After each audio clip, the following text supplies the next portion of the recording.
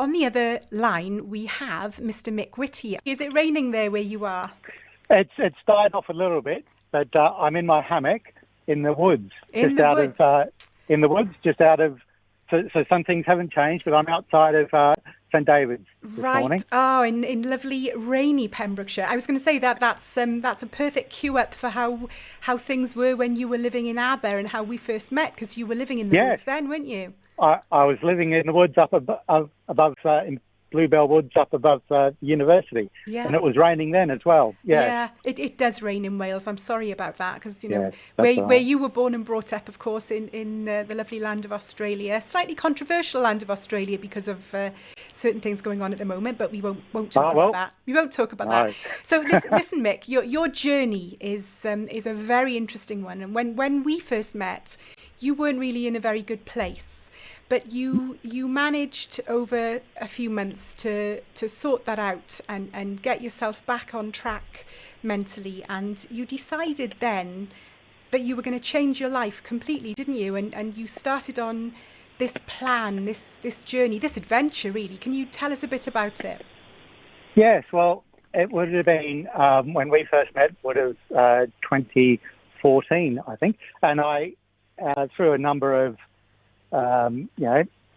silly things on my part, I guess, I ended up homeless and sleeping rough, without a job, and in Aberystwyth, of all places. Not too sure how, at the end of the line, I think that's how I ended up there. It was just, I had so much money to buy a ticket left, and that's how far it got me. Mm-hmm. So I was sleeping rough up in the woods, up there, and after a while, I started getting things together with the help of a number of people and organisations, the Salvation Army, the Wallage, the Care Society, and people like your good self. And just baby steps to begin with, but I just got back in touch with family and friends. And then a few months later, I was gathering up what few belongings I had, and I was able to store them at a friend's garage.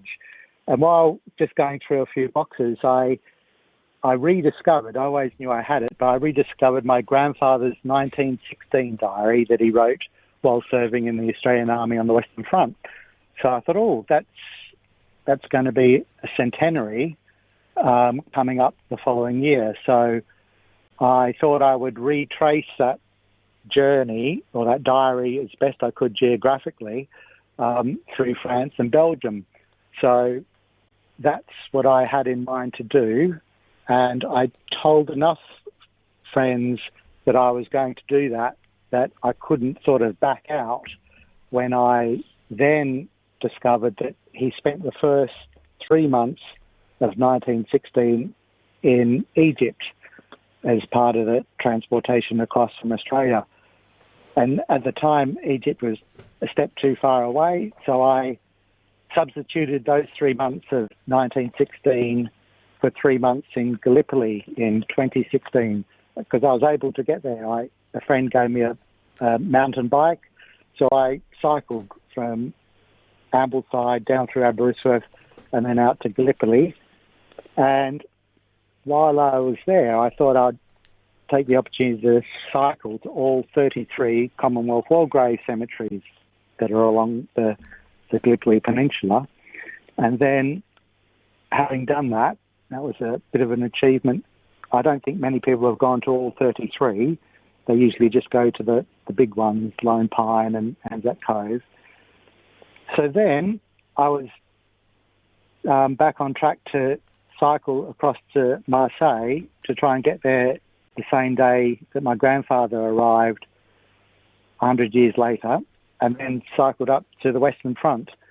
And having visited the cemeteries in Gallipoli, I thought I would do the same again all along the Western Front, the 450-odd cemeteries that go from the Belgian coast down to Switzerland.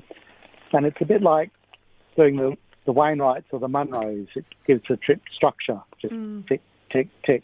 Otherwise, I would just be, if I followed the diary geographically, I'd just be in the one spot for months at a time. And so then I got to the end of 2016, and I was nowhere near finished visiting all those cemeteries, so I just moved the goalposts out to keep cycling for the centenary of the First World War and cycled to the 2,000 Commonwealth War grave locations that are in France, Belgium, Netherlands and Germany. So it sort of became a longer trip, and then I got to the end of the 2018 and I hadn't finished that task either, so I just moved the goalposts again, and now I'm on a 30-year cycle ride to visit all 26,530 Commonwealth War grave locations in the world before VJ Day in 2045. Wow. Which I turn 80 between VE Day and VJ Day in 2045. So it's gone from, sleeping rough in the woods in Aberystwyth with really not too sure what I'm going to do the next day to being in roughly the same situation. I'm still homeless and got the bare essentials, but I've got a 30-year plan and something to wake up to each day. So a plan is important, isn't it? But is. I love the fact that you've been able to move those goalposts. When you didn't tick off the boxes that you wanted to tick off, you thought, that's fine, I'll just move it forward and keep on with it. And, it is a bit of a metaphor for life, really, that you just sort of keep going. And I love that it's become your life's work, that it's given you focus. Gosh, is that the rain in the background, Mick?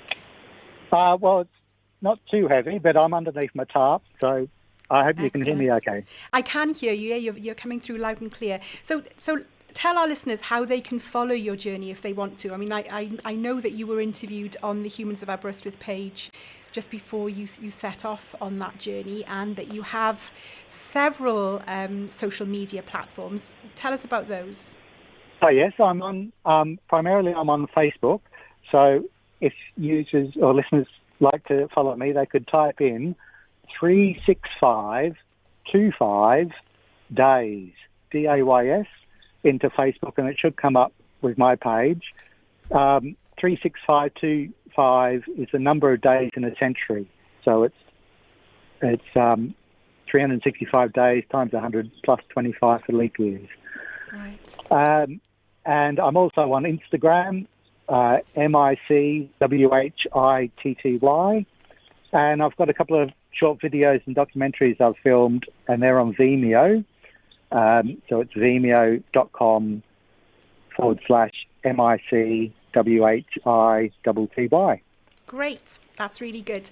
I'm following your journey, obviously, because we're friends, and I'm interested in how things are going with you, and I really do love the fact that this is a story where things, you could have just given up, but you've managed to put real purpose into your everyday, and that you are tough enough to cope with the Welsh weather. Well done, Mick. Thank you. You're very welcome, and I'm hoping that some of our listeners will start to follow you and be able to support, if they want to, the journey that you're undertaking. Good luck to you, Mick. Stay safe. Thanks, Catherine. See you soon. Bye. Take care. Bye. Bye.